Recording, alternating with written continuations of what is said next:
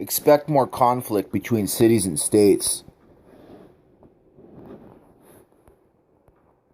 Activists in Denver call for a ban on fracking in 2015.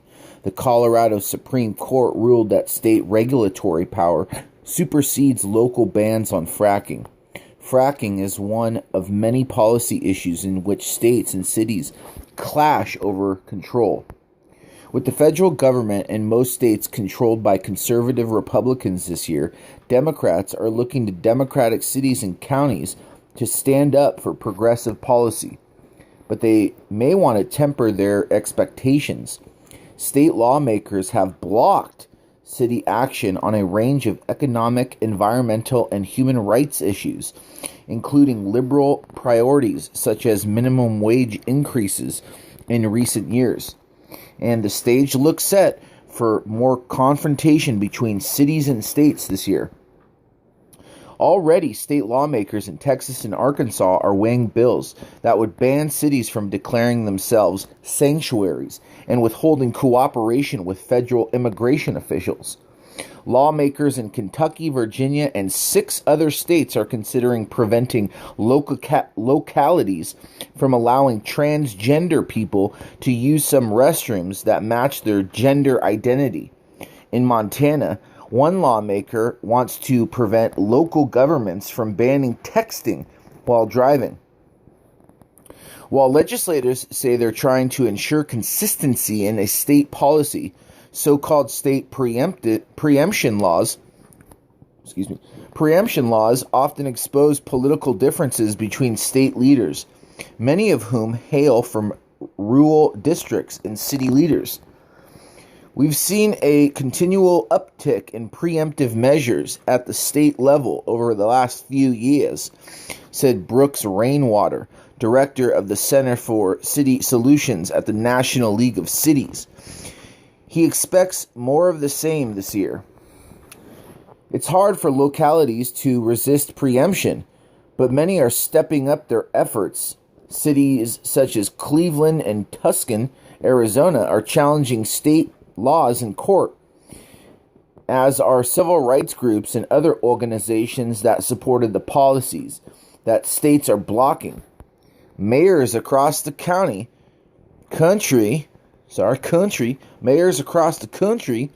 from Washington State to Florida, increasingly are teaming up to lobby at state capitals and rally public opposition to laws that limit local control. All we can do is kind of maneuver, dodge, and sue, and try to protect ourselves from preemption as best we can. Philadelphia Mayor Jim Kenney, a Democrat, said at an event last week hosted by the Center for American Progress Action Fund, a liberal Washington, D.C. advocacy group. Who's in control? States vary in the amount of power they give to their cities and counties. Ultimately, however, states have the power to decide what localities can or can't do. In the United States, all power originates from the states. It was the states that created the federal government, and it's each state constitution that creates county and local governments, said Arizona State Senator John Cavan, Republican co-sponsor of a law passed last year that penalizes cities that disobey state law. Cavan said that Arizona tends to step in and limit local control over public safety and constitutional issues, such as gun rights. The real argument, he said, is how much preemption is too much.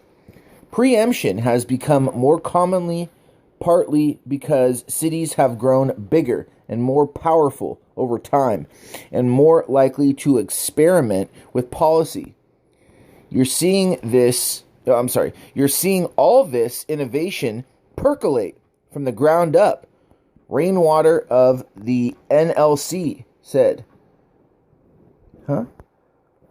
Nearly 2/3 of Americans live in cities, according to the latest U.S. Census Bureau estimate. New York City, Los Angeles, and Chicago, the nation's 3 largest. each produce more economic output than all 6 states, according to the nonprofit United States Conference of Mayors. Political and philosophical differences also play a role in preemption fights. Republicans now control both chambers of the legislature and the governor's office in 24 states. Mayors who ran as Democrats or who are affiliated with the Democratic Party control 78% of the nation's 40 largest cities. So most states are controlled by Republicans, most large cities by Democrats. Political differences between cities and states could lead to policy clashes this year. Oh boy. Republicans hold majority in legislative chambers and the governor's office. Democrats hold majority in legislative chambers and the governor's office. And then the gray ones are split between parties. And those ones are Nevada, New Mexico, Colorado, Montana, Minnesota, Illinois. And you see all the ones: North Carolina, West Virginia, PA, Louisiana, and that big one down there, which is Alaska.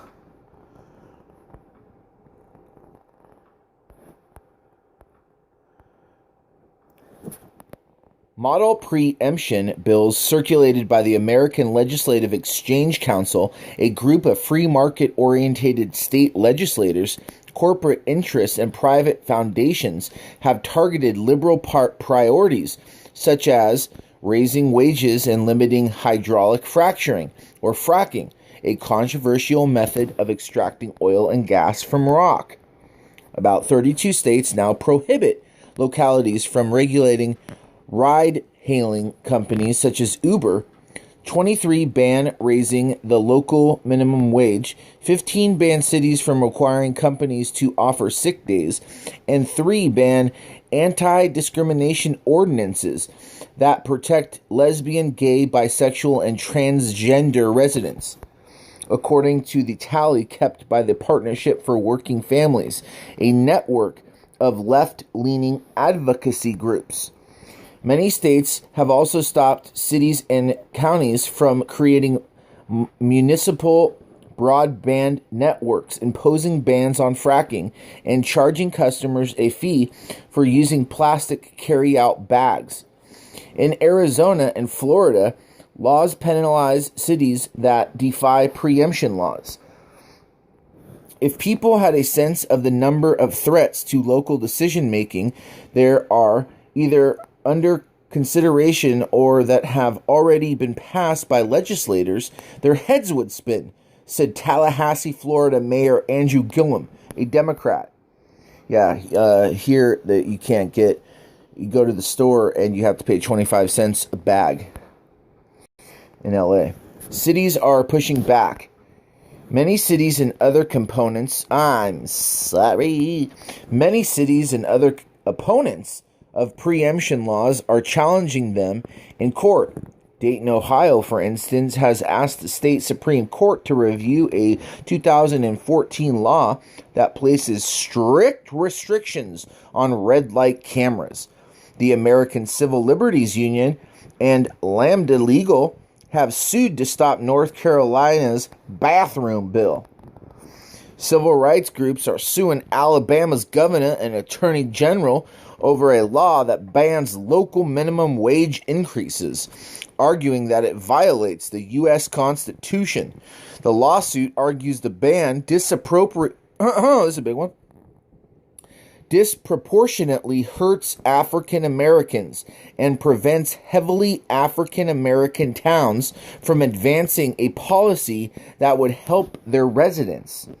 The Alabama lawsuit is an example of a situation where states' exercise of control over a locality harkens back to a legacy of institutional racism and white supremacy in that state.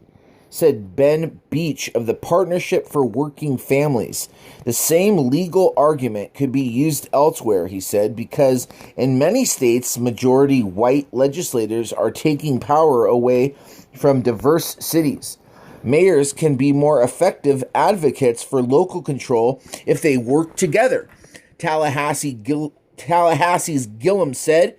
Earlier this month, he launched his campaign to defend Local Solutions, a nonpartisan coalition intended to unite local leaders across the country, and rally the public against preemption. The tension between cities and states isn't all political. It's also a philosophical debate over how much leeway cities should have to govern themselves.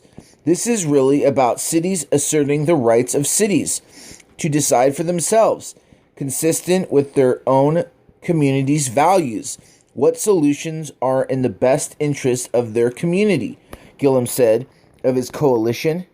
Cities already have created nonpartisan statewide alliances, such as the Ohio Mayors Alliance, which advocates for urban issues. When big cities, small towns, and suburbs band together, state legislators listen. Seattle's Democratic Mayor Ed Murray said last week's Center for American Progress's Action Fund event. Progressive groups are also turning to ballot initiatives to further causes blocked by states, such as minimum wage increases and mandatory paid leave. We know that voters tend to support and strongly support these issues, said Jonathan Schleffler of the Fairness Project, a nonprofit that funds ballot initiative campaigns. Is conflict inevitable?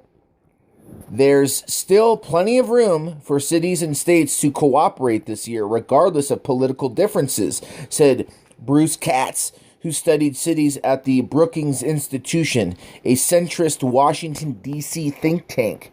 We're probably spending a little bit too much time talking about the conflict side and not talking enough about cooperation, he said. City and state leaders typically set policies aside to tackle big projects, such as investments in infrastructure, Katz said. They also team up to fight federal policy they don't like, such as budget cuts. Conflict over one policy doesn't mean that cities and states can't cooperate on related policy.